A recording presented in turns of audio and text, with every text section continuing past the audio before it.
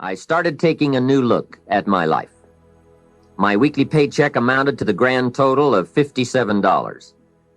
I was far behind on my promises, behind on my bills, and discouraged. I was far from making the progress. I was willing to work hard. That was not my problem.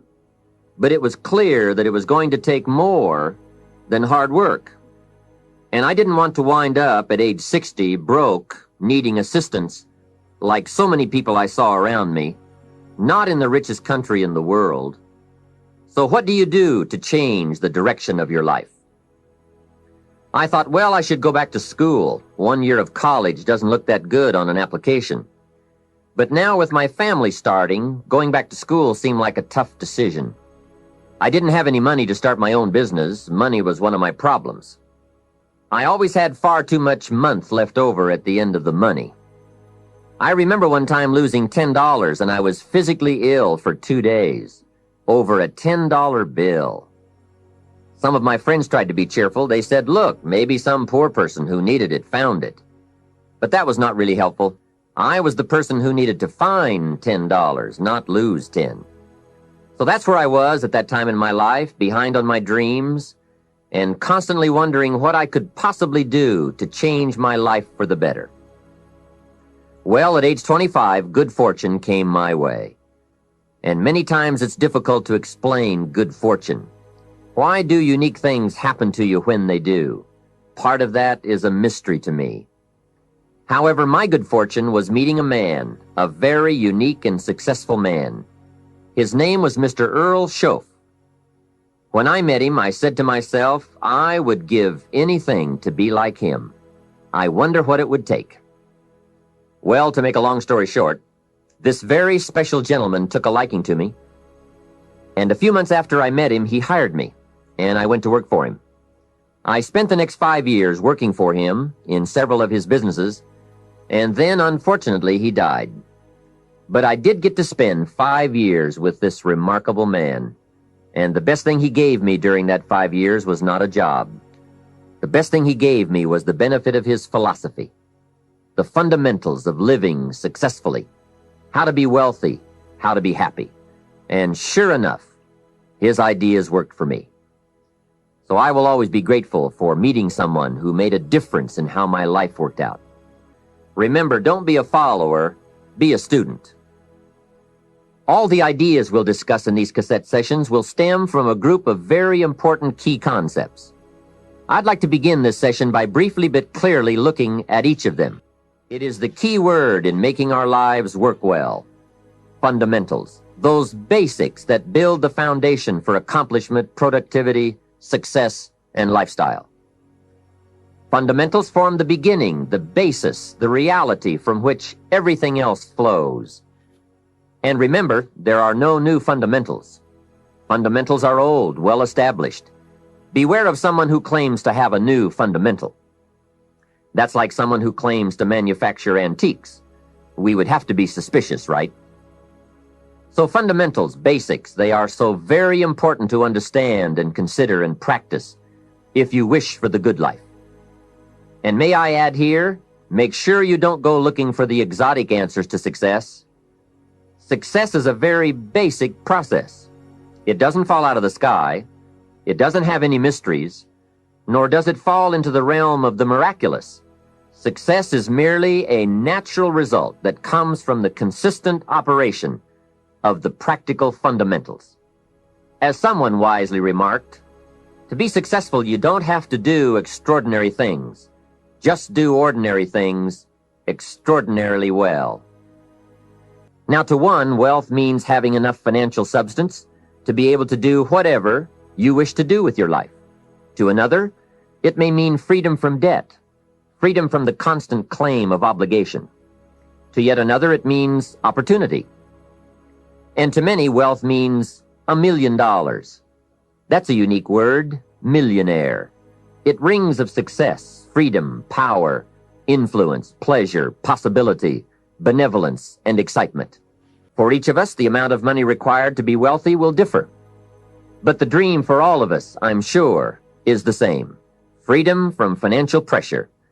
More freedom of choice, freedom to enjoy, and the opportunity to create and to share. Wealth, the possession of great financial resources that improves the quality of your life and gives you added dignity and expanded lifestyle. So decide for yourself what wealth means to you. Latch on to your own mental image of wealth, and let's see if the ideas I'm about to bring to you will make sense and perhaps provide you with the inspiration to put the plan into high action, so that as the days pass, you will discover a growing sense of freedom and dignity, self-worth, substance, and lifestyle. The next key word is happiness, the universal quest. Happiness is a joy that most often comes as a result of positive activity. Like wealth, it too has a wide variety of meanings and interpretations. Happiness is both the joy of discovery and the joy of knowing. It is a result of an awareness of the full range of life, the color, the sound, the harmony. And it is the joy that comes from designing a life and practicing the fine art of living well. Happiness is being able to explore the offerings of life by perception, response, and enjoyment. Happiness is both receiving and sharing, reaping and bestowing. It is being able to feast on harmony as well as food, on ideas as well as bread. Happiness is the deliberate act to create a wider world of experience and awareness. Happiness is having a handle on disappointment. It is being in control of both emotion and circumstance. Happiness is freedom from the negative children of fear, such as worry, low self-esteem, envy, greed, anger, resentment, and so on. Happiness is an awareness and a grasp of the positive power of life and loving values. It is an order of thought, activity, and lifestyle. Happiness is activity with purpose. It's love in practice. Happiness is both a grasp of the obvious as well as an awe of the mysterious. But for most people around us, happiness seems to be either something left behind or something yet to be discovered. Like all the good things in life, happiness is elusive by nature, but not impossible to capture. A major key for bringing joy into our lives lies in the next word we shall briefly examine: discipline. If there is a magic word that stands out above all the rest, this is the one: discipline. And in this program, you'll discover how positive this word is. Discipline is the bridge between thought and accomplishment, the bridge between inspiration and value achievement, the bridge between necessity and productivity. Remember, all good things are upstream. The passing of time takes us adrifting, and drifting only brings us the negative, the disastrous, the disappointment, and the failure. Failure is not a cataclysmic event. It is not generally the result of one major incident, but rather a long list of accumulated little failings. Failing in life is failing to think today, failing to act today, failing to care, to strive, to climb, to learn, to keep trying day by day. If your goal requires that you write 10 letters today and you write only 3, you are down 7 letters. If you want to make 5 calls and you only make 1, you are down 4 on calls. If your plan calls for saving $10 today and you save none, you're down $10 today. Now the danger is looking at an undisciplined day and concluding that no great harm has been done. It doesn't seem like such a bad day.